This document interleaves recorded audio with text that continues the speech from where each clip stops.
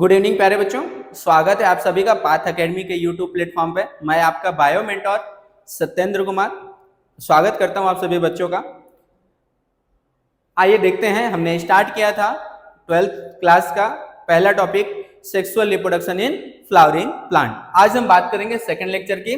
तो second lecture में पहले बात करें फ्लावर के बारे में। Flower is a modified suit, और सूट क्या होते हैं? सूट प्लांट का एरियल पार्ट होता है। ये किसने बताया था? एक महान वैज्ञानिक थे, गोथे साहब। कौन थे? गोथे साहब। उन्होंने बताया था कि flower is a modified suit. जब इन्होंने बताया था ना, तो पूरे इंडस्ट्री के अंदर हलचल मच गई थी कि ऐसा गोथे साहब ने क्या कह दिया, ठीक है ना। तो गोथे साहब ने फिर इसको प्रूव करके भी दिखाया कि जो थैलमस होता है ना, थैलमस पर प्रेजेंट होते हैं नोड, और कितने? चार नोड प्रेजेंट होते हैं। फर्स्ट नोड पे प्रेजेंट होता है सेपल, सेकेंड नोड पे प्रेजेंट होता है पेटल, क्या प्रेजेंट होता है? पेटल। और थर्ड नोड पे प्रेजेंट होता है स्टेमेन, और फोर्थ नोड पे प्रेजेंट होता है कार्पेल। ये किसने बताया था? गोथे साहब ने बताया था। एक चीज और देखो, थैलमस पे क्या प्रेजेंट है? नोड, और नोड कहां पे होता है? स्टेम में। तो यानी थैलमस एक मॉडिफाइड स्टेम हो गया, और नोड से क्या एराइज होती है? पत्तियां। क्या एराइज होती है? पत्तियां। यानी जो फ्लोरल पार्ट हो गया वो मॉडिफाइड लीव्स हो गई। अब थैलमस और फ्लोरल पार्ट मिलाकर क्या बनाता है? फ्लावर। तो फ्लावर क्या हो गया? एक मॉडिफाइड सूट। क्या हो गया? Modified suit. ये मैंने सूट बनाया है, इस पे क्या प्रेजेंट है? स्टेम और लीव। जहां से लीव एराइज होती है उसे नोड बोलते हैं, और दो नोड के बीच का भाग जो होता है उसे इंटरनोड बोलते हैं। ये ध्यान रखना। ये मैंने एक फ्लावर बना रखा है, आपको ध्यान होगा मैंने पहली क्लास में भी बनाया था, अभी भी बनाया। ये किसका फ्लावर है? कैप्सेला का। कैप्सेला क्या है? एक टिपिकल एंजियोस्पर्म है जो आसानी से प्रोवाइड हो जाता है, यानी आसानी से मिल जाता है, ठीक है ना। मैंने इसके फ्रूट के बारे में भी बोला था कि इसका जो फ्रूट होता है उसे सिलिकुला बोलते हैं। क्या बोलते हैं? सिलिकुला बोलते हैं। अब देखो,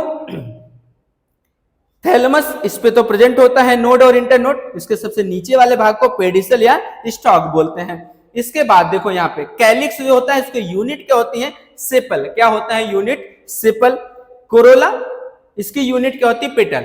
ये दोनों फ्लावर के एसेसरी पार्ट होते हैं। क्या होते हैं? Accessory part. एसेस करने का काम करते हैं, यानी ये स्टेराइल होते हैं। स्टेराइल का मतलब होता है कि do not direct help in reproduction. क्या होता है? Do not direct help in reproduction. उसके ऊपर चलते हैं तो कौन आता है?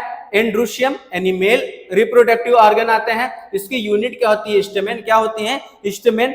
उसके बाद आगे चलते हैं तो फीमेल रिप्रोडक्टिव ऑर्गन आ जाते हैं, जिसे अपन गाइनोशियम बोलते हैं। उसकी यूनिट क्या होती है? कार्पेल या पिस्टिल। यहाँ पे देखो, जो मेल होता है उसे माइक्रोस्पोरोफिल भी बोलते हैं। क्या बोलते हैं? माइक्रोस्पोरोफिल। इससे बनता है माइक्रोस्पोर, और माइक्रोस्पोर को क्या बोलते हैं? Male gametophyte. आगे देखेंगे तो मेगा स्पोरोफिल, यानी इससे बनता है मेगा स्पोर, और मेगा स्पोर क्या होता है? फीमेल गैमेटोफाइट, जिसे हम और भी नाम से जानते हैं, जिसे बोलते हैं एम्ब्रियो सैक। तो इसीलिए बोला जाता है कि जो एंजियोस्पर्म होता है एक हेटेरोस्पोरस प्लांट होते हैं। इसका मतलब होता है कि formation of two different type of spore. कौन कौन से स्पोर है? एक माइक्रो स्पोर है और एक मेगा स्पोर है। कौन सा? एक माइक्रो स्पोर है और एक मेगा स्पोर है। ध्यान है? चलो अच्छी बात है। इसे फीमेल गैमेटोफाइट बोलते हैं, इसे मेल गैमेटोफाइट, इसे दूसरा नाम और देते हैं एम्ब्रियोसैक, ठीक है ना। ये चीज आप ध्यान रखेंगे। अब रिप्रोडक्टिव ऑर्गन में कौन कौन से पार्ट हो गए? गाइनोशियम और एंड्रोशियम। कौन कौन से? गाइनोशियम और एंड्रोशियम। ये फर्टाइल पार्ट होते हैं। फर्टाइल का मतलब होता है कि डायरेक्ट रिप्रोडक्शन में हेल्प करते हैं। ये एसेंशियल होते हैं, ये बहुत ही जरूरी होते हैं। क्या होते हैं? बहुत जरूरी होते हैं। तो ध्यान रखना, नीट में पूछा गया क्वेश्चन है कि ओवरी से क्या डेवलप होता है? ओवरी से डेवलप होता है फ्रूट। ओव्यूल से क्या डेवलप होता है? ओव्यूल से डेवलप होता है सीड। और ओवरी वॉल से क्या डेवलप होता है? Fruit wall. कब? After fertilization. यानी मैं फिर से बोला हूं कि ओवरी से आफ्टर फर्टिलाइजेशन के बाद फ्रूट बनता है, और ओव्यूल से आफ्टर फर्टिलाइजेशन सीड बनता है, और ओवरी वॉल से आफ्टर फर्टिलाइजेशन क्या बनता है? फ्रूट वॉल बनता है। तो ये नीट में बहुत अच्छे अच्छे क्वेश्चन पूछे जाते हैं। ये आपके बोर्ड में भी अच्छा पूछा गया है, तो ध्यान रखना बच्चों, सेकेंड लेक्चर में हम इतना कर रहे हैं, आगे हम और करने वाले हैं, दो प्लांट के बारे में बोलेंगे, एक मोनोकार्पिक और एक पॉलीकार्पिक के बारे में, ठीक है ना।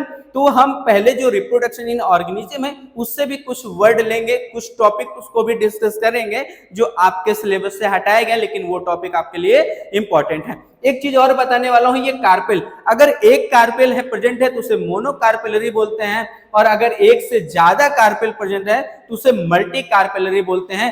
मल्टी कार्पेलरी भी टू टाइप्स की होती हैं, एक सिन कार्पस यानी फ्यूज होते हैं तो उसे सिन कार्पस मल्टी कार्पेलरी बोलते हैं, और एक क्या होता है फ्री होते हैं तो उसे एपोकार्पस मल्टी कार्पेलरी बोलते हैं। दोनों के एग्जाम्पल भी आने वाले लेक्चर में हम इसके बारे में डिस्कस करेंगे। तब तक के लिए अपना ध्यान रखें, पढ़ते रहें पाथ एकेडमी के यूट्यूब प्लेटफॉर्म।